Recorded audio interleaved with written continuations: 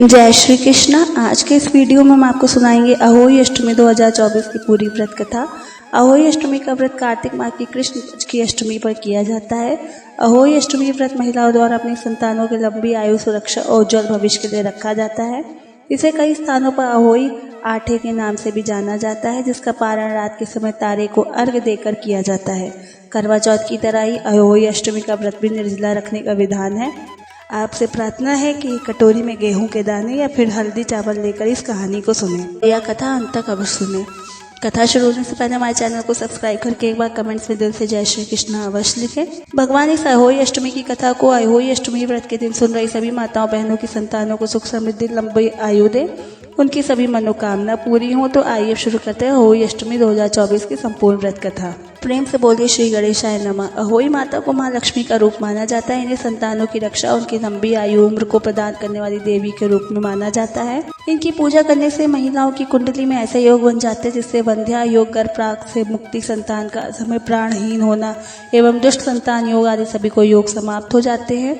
धार्मिक कथा के अनुसार अहोई माता का चित्रण एक अहोई स्याही या नेवला के रूप में किया जाता है। प्राचीन काल में एक साहूकार था जिसके 7 बेटे और 7 बहुएं थीं। दिवाली से पहले कार्तिक अष्टमी को 7 बहुएं अपनी इकलौती नंद के साथ जंगल में जाकर खदान में मिट्टी खोद रही थी। वहाँ एक स्याहू की मान थी। मिट्टी खोदते समय नंद के हाथों के वार से स्याहू का एक बालक प्राणहीन हो गया। इससे स्याहू माता बहुत नाराज हो गई और बोली कि मैं तेरी कोख बांधती हूँ। तब नंद अपनी 7 भाभियों से बोली कि तुम में से कोई भी अपनी कोख बनवा दो। सभी भाभियों ने अपनी कोख बनवाने से इनकार कर दिया, परंतु छोटी भाभी सोचने लगी कि अगर मैंने अपनी कोख नहीं बनवाई तो सासू जी मुझसे नाराज होंगी। सोचकर नंद के बदले छोटे भाभी ने अपने कोख बनवा ली। अब इसके बाद उसके जो भी बच्चा पैदा होता वह सब 7 दिन के अंदर ईश्वर के पास चले जाते। तब एक दिन उस छोटी भाभी ने एक पंडित को बुलाकर पूछा, मेरी सभी संतानें 7वें दिन क्यों प्राण त्याग देती? तब पंडित जी ने कहा, तुम सुरही गाय की सेवा करो। सुरही गाय स्याहू माँ माता की भैली यानी बहन समान मित्र हैं, वह तेरी कोख खुलवा देंगी, तब तेरा बच्चा अवश्य जिएगा।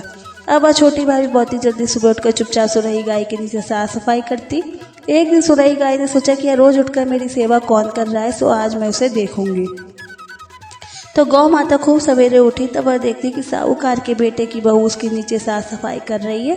गौ माता उससे बोली, क्या मांगती हो? साहूकार की बहू बोली, स्याहू माता तुम्हारी एक भाईली यानी सखी है और उन्होंने मेरी कोख बांध रखी है, सो मेरी कोख आप खुलवा दो। तब गौ माता ने कहा कि अच्छा ठीक है। अब तो गौ माता समुद्र पार करके साहूकार की बहू को अपनी भाईली के पास लेकर चढ़ पड़ी।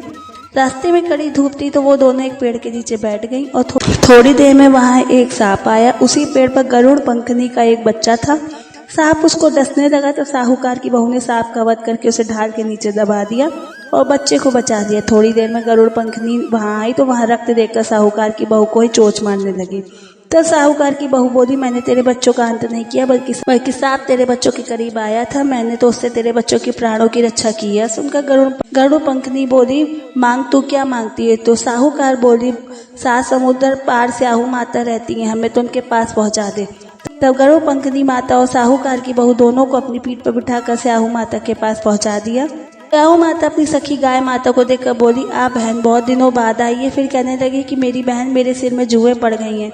तब सुरही गाय के कहने पर साहूकार की बहू ने उनके सारे जुएं निकाल दिए। इस पर स्याहू माता प्रसन्न होकर बोली, तूने मेरे सिर की बहुत सेवा की है, इसलिए तेरे 7 बेटे और 7 बहुएं होंगी। यह सुनकर साहूकार की बहू बोली कि मेरे तो एक भी बेटा नहीं है, 7 बेटे कहाँ से होंगे?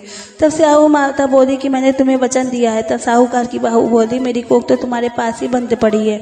यह सुनकर साहू माता बोली, तूने तो मुझे ठग लिया। जा, तेरे घर में तुझे 7 बहुएं मिलेंगी। तू 7 अहोई बनाकर 7 कढ़ाई कर। साहूकार की बहू घर लौट आई तो उसने देखा कि वहाँ उसके 7 बेटे और 7 बहुएं बैठी हैं। वह खुश हो गई। तब साहूकार की बहू ने खुशी खुशी 7 अहोई बनाई और 7 कढ़ाई करी। शाम के समय जेठानियों ने आपस में बात करना शुरू किया कि जल्दी जल्दी पूजा करो, कहीं सबसे छोटी बहू बच्चों को याद करके रोने ना लगे। थोड़ी देर में उन्होंने अपने बच्चों से कहा कि अपनी चाची के घर जाकर देखा कि आज वो अभी तक रोई क्यों नहीं। तब बच्चों वापस आकर उन सभी को बताया कि चाची तो कुछ और मान रही हैं, खूब उजमन हो रहा है। यह सुनते ही जेठानियां दौड़ी दौड़ी वहां आई और आकर छोटी बहू से कहने लगी कि तूने कोख कैसे खुलवा ली? तो छोटी बहू बोली कि तुमने तो कोख बनवाई नहीं थी, सो मैंने कोख बनवा ली और अब स्याहू माता ने कृपा करके मेरी वो कोख खोल दी है। स्याहू माता जिस प्रकार उस साहूकार की बहू की कोख खोली, उसी प्रकार आप हम सब की भी कोख खोलना, हम सभी की संतानों की रक्षा करना। तो प्रेम से बोलिए अहोई माता की जय। तो अगर आपको ये कथा पसंद आई हो तो प्लीज़ हमारे चैनल को सब्सक्राइब कीजिए। Thank you. हरे कृष्णा।